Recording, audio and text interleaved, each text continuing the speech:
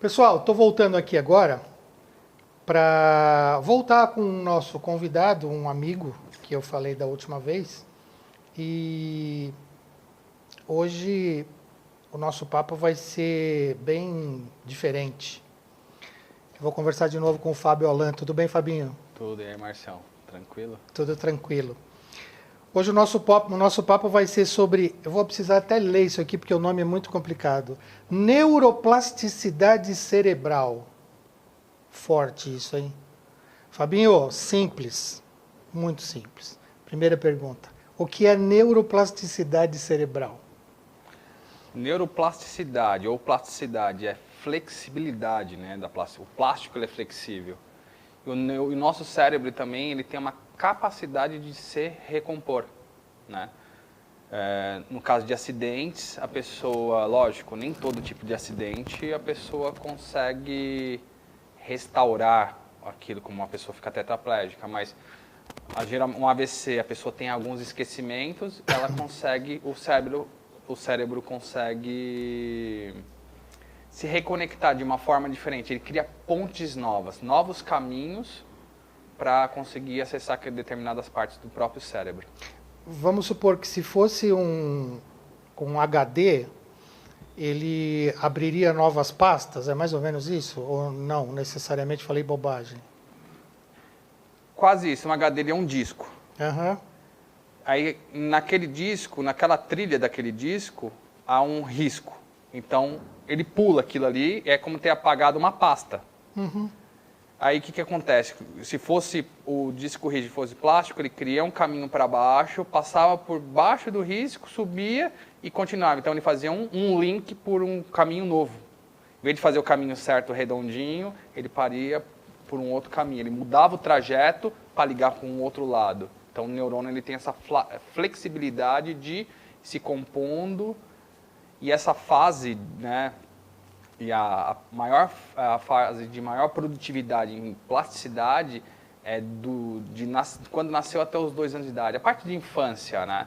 Mas ali o crescimento, o desenvolvimento do cérebro, então o aprendizado e na parte da infância que é fácil das crianças aprenderem outros idiomas de uma forma simples e prática. Agora o adulto não, já tem uma dificuldade maior. Então, a plasticidade é uma flexibilidade, aquilo que ele consegue se desenvolver. Essa neuroplasticidade, de que forma que ela ajuda o cérebro a se adaptar com esse tipo de mudança? Qual é a forma mais simples para ela ajudar o cérebro? Ó, coisas do cotidiano, dia a dia, a gente vai fazendo da mesma forma.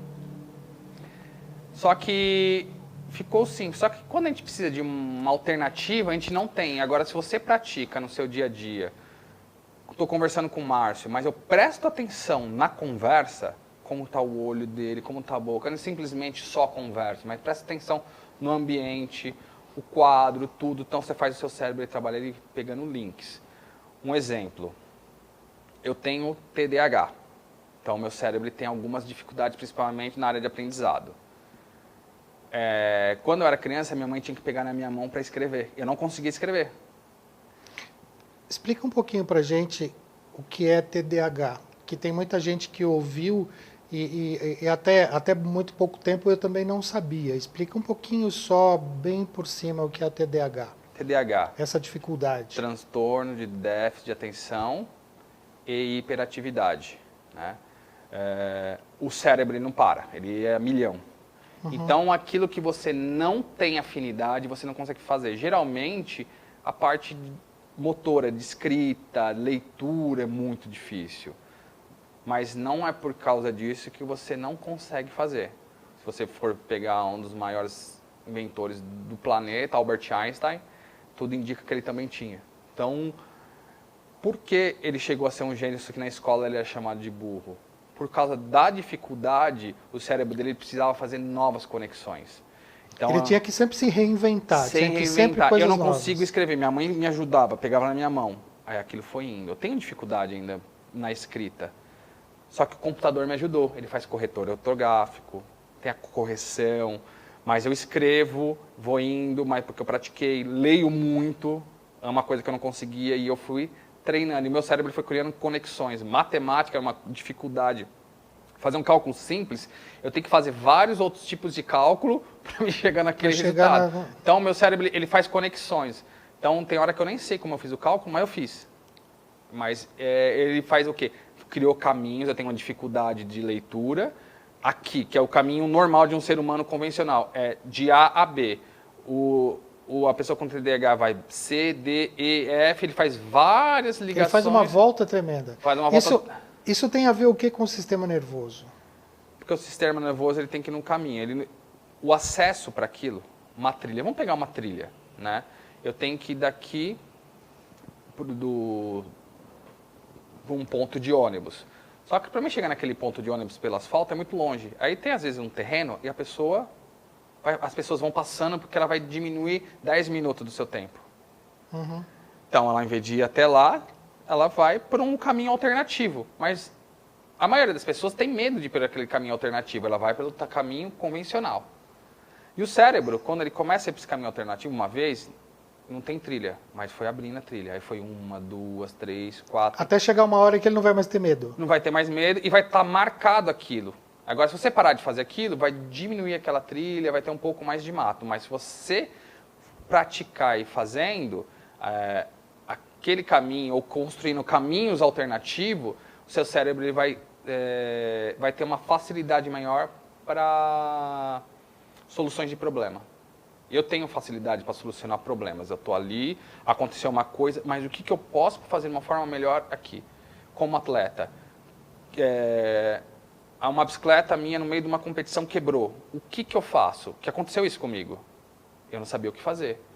Na outra competição que eu fiz, antes da outra competição que eu fiz, eu fui estudar mecânica de bicicleta. Então, para saber o que fazer se por acaso acontecesse de novo. Se por acaso acontecer. Então, uma das coisas que mais facilitam para você trabalhar neuroplasticidade são as crises.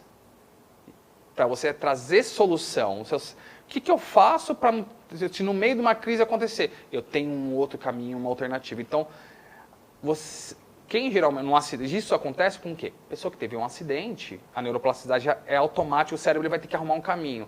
Mas quando a pessoa não tem problema nenhum, aconteceu um problema, aconteceu e deixa quieto. Você não vai usar essa parte inteligente do cérebro. Ela é importante para que o seu cérebro descubra novos caminhos, para que o seu cérebro descubra novas possibilidades. Novas possibilidades.